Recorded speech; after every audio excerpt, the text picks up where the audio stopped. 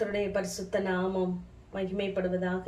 2 நாளாகமம் 33 அதிகாரம் 24 கர்த்தரை நோக்கி ஜெபம் பண்ணும்போது அவர் அவனுக்கு வாக்குத்தத்தம் பண்ணி அவனுக்கு ஒரு அற்புதத்தை கட்டளையிட்டார் என்று வாசிக்கிறோம்.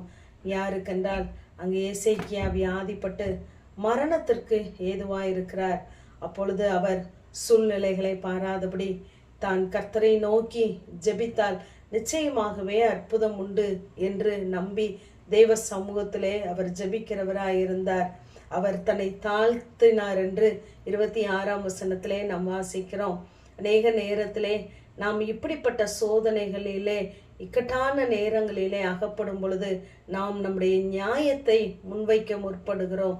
ஆனால் சூழ்நிலைகளை பாராதபடி எல்லாவற்றையும் மாற்ற நமக்கு ஒரு அற்புதத்தை செய்ய சுகத்தை தர தேவனால் முடியும் என்று சொல்லி நாம் கர்த்தருடைய சமூகத்தை நாம் நோக்கி பார்ப்போமானால் அவர் நிச்சயமாகவே அவர் தம்முடைய வார்த்தையை அனுப்பி நமக்கு அற்புதமான சுகத்தை, பலனை, ஆசீர்வாதங்களை, நன்மைகளை தர அவர் உண்மையுள்ளவராகவே இருக்கிறார். இங்கே எசேக்கியா மிகுதியான ஐஸ்வர்யமும் கனமும் உடையவனாய் இருந்தான் என்று சொல்லி 27 வாசிக்கிறோம். தொடர்ந்து வாசிப்போமானால் தேவன் அவனுக்கு மகா திரளான ஆஸ்தியை கொடுத்தார் என்று வாசிக்கிறோம்.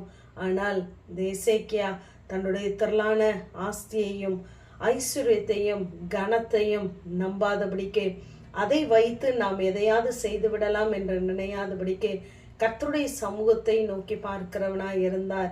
நாமும் நம்முடைய வாழ்க்கையிலே அநேக நேரங்களிலே நாம் நம்முடைய சுய புத்தியை சார்ந்து விடுகிறோம். நம்மிடத்தில் உள்ள வசதி வாய்ப்புகளை பயன்படுத்துகிறோம். முடிவிலே தேவனை நாம் நோக்கி பார்க்கிறோம்.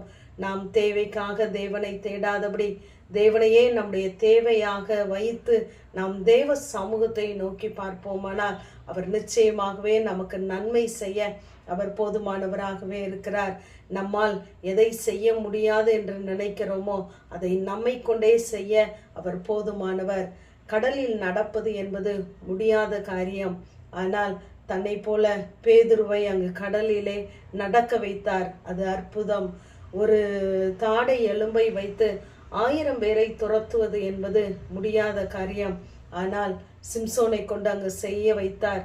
ஆகவே நான் பலவீனன், என்னிடத்திலே ஒன்றுமில்லை என்று ஒரு சாரார் சொல்லி தன்னை அப்படியே பொருட்படுத்தாது இருக்கும் பொழுது அவர் நம்மை கொண்டே அந்த காரியங்களை செய்து முடிக்கிறவராயிருக்கிறார்.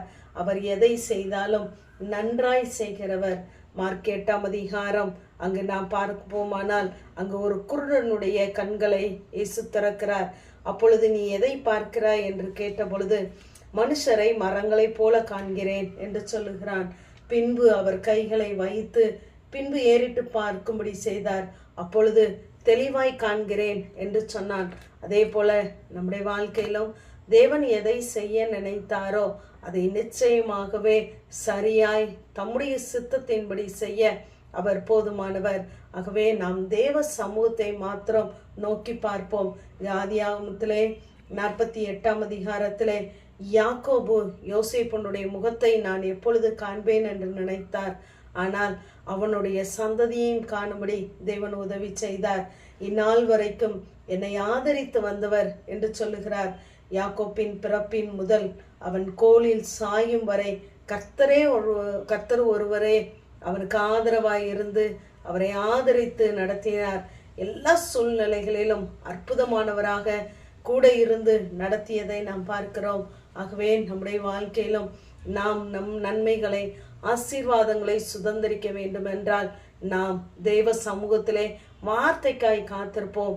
வார்த்தையை பெற்றுக்கொள்வோம். தேவ சமூகத்தையும் அவருடைய வல்லமையும் நித்தமும் நாடுவோம். அவர் நமக்கு அற்புதங்களை செய்வார். ஆமேன். ஜெபம். பிதாவாகிய தேவனே, குமாரனாகிய இயேசு கிறிஸ்துவின் நாமத்தின் மூலமாய் உடைய சன்னிதானத்திலே வருகிறேன். கர்த்தரை நோக்கி ஜெபம் பண்ணும்போது அவர் அவனுக்கு வாக்குத்தத்தம் பண்ணி அவனுக்கு ஒரு அற்புதத்தை கட்டளையிட்டார் என்ற வேத வார்த்தையின்படி கர்த்தாவே நாங்களும் உடைய பார்வையில தாழ்மையுள்ளவர்களாய் எங்களுடைய சுயத்தை நாங்கள் நம்பி சாய்ந்து விடாதபடிக்கு கர்த்தருடைய கிருபையை பற்றி கொண்டு உடைய சமூகத்தை ஒவ்வொரு நாளும் நித்தமும் நாங்கள் தேடும் பொழுது எங்களுக்கு அற்புதம் செய்கிறவராய் நீர் வெளிப்படுகிறீர். அதற்காய் ஸ்தோத்திரம். தொடர்ந்து பொறுப்படுத்திக் கொள்ளுங்க. இயேசுவின் மூலம் ஜெபங்கேலும் எங்கள் நல்ல பிதாவே.